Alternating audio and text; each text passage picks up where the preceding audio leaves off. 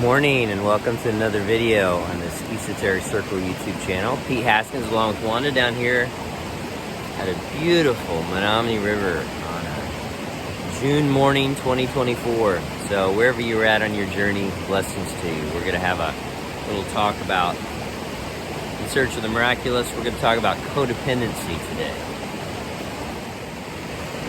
I'm going to go ahead and have a reading here. Page 150 of In Search of the Miraculous. It says, it is necessary to see and to study, identifying to its very roots in oneself. The difficulty of struggling with identifying is still further increased by the fact that when people observe it in themselves, they consider it a very good trait and call it enthusiasm, zeal, passion, spontaneity, inspiration, and names of that kind. And they consider that only in a state of identifying can a man really produce good work, no matter what the sphere.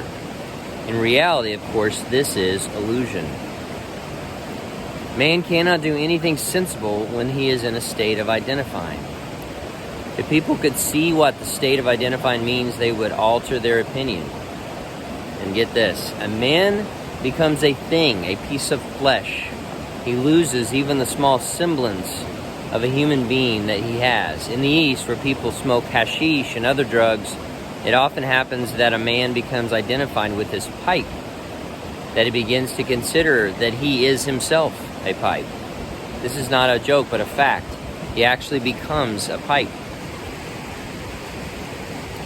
This is identifying. And for this, hashish or opium are entirely unnecessary. Look at people in shops and theaters, restaurants, or see how they identify with words when they argue about something or try to prove something, particularly something they do not know themselves. They become greediness, desires, or words of themselves. Nothing remains. Identifying is the chief obstacle to self-remembering. A man who identifies with anything is unable to remember himself. In order to remember himself, it is necessary, first of all, not to identify. But in order to learn not to identify, man must first of all not be identified with himself, must not call himself I, always on all occasions. He must remember that there are two of him, that there is himself, that is I in him, and there's another with whom he must struggle, and whom he must conquer if he wishes at any time to attain anything. So long as man identifies or can be identified, he is the slave of everything that can happen to him. Freedom is, first of all, freedom from identification. Good stuff. So, when we talk about identification, we can get into different issues here, but I want to talk about one particular type here. This is something that I've struggled with, and I don't know if you have as well, but I've put it in the title for a reason. But this issue of codependency, and this issue of having someone, you identify with someone so much, and you worry about their opinion of you, and you worry about whether they're mad at you, and you worry about whether they're happy with you, and you worry about if they approve of what you're doing and what you're saying and how you're driving and how you're cooking and how you're everything. So much so that you don't make decisions on your own. You have to wait for that person. You have to wait for their approval. And when they approve of you, you feel great.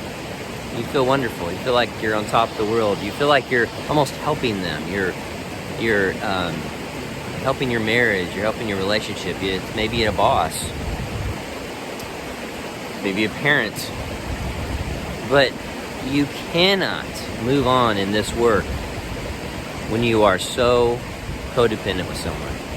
And some of you think, oh, I'm in a dry season, I'm not making any improvement, this work doesn't work. The work doesn't work, right? And you think, oh, I need more I need another stimulant, I need another ice bath, I need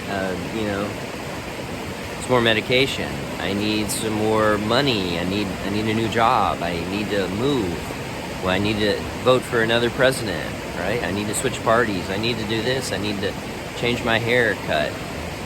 And you just change everything, and you are are enslaved to that person, or to that job, or to that whatever. You're not moving along because you are codependent. Don't think that you can improve in this work spiritually and move on if you're codependent with someone. When you're identifying so deeply with that person, you're not going to do any kind of self-remembering. None. And when Gurdjieff, Ouspensky talk about realizing who you really are, and your multiple eyes, and you have to fight with this other one. And sometimes you have to make really tough decisions. Whether it's quitting, moving on, saying no, having a discussion, getting a divorce. There's sacrifices that are required in this work. You know, and when Jesus approaches the first part of Mark, he approaches all the potential disciples. And what does he do with Peter, Andrew, James, John, all of them? He says, leave your nets, leave your family, leave your parents, leave everything, leave your job, and follow me right now. Follow me right now. And they all do it. You know how many more people that Jesus was, they just said, no, that's too much, too high a price. Really, that first chapter of Mark, and then the first part of Mark 2 are all about that. I'm actually preaching about that this morning. Leave it now. You have to make decisions, and they have to be sharp decisions, quick, and you have to stay with them. That's one of the things that is the turning point of this work, is that you have to make decisions. You cannot be lukewarm in your decision making, right? Just like the church at Laodicea in Revelation. If you're lukewarm, you'll be spit out. You have to be decisive. If you are codependent with someone, I pray that you have the honesty and the courage to make this decision and do something about it. Sometimes when you're in a dry season, you have to make decisions and you have to be bold with them. Okay? So, if you want to talk, I'm here.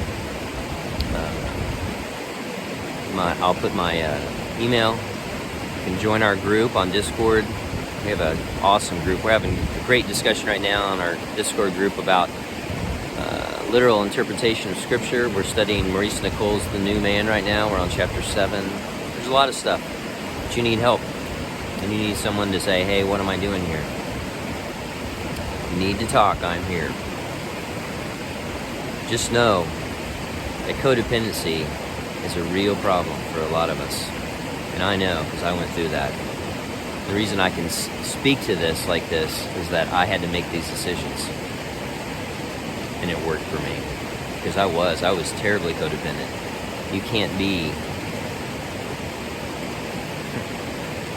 a member of the esoteric circle and then have someone else telling you what to do. Right? Blessings to you, no matter where you're at on this journey. Be decisive. Blessings.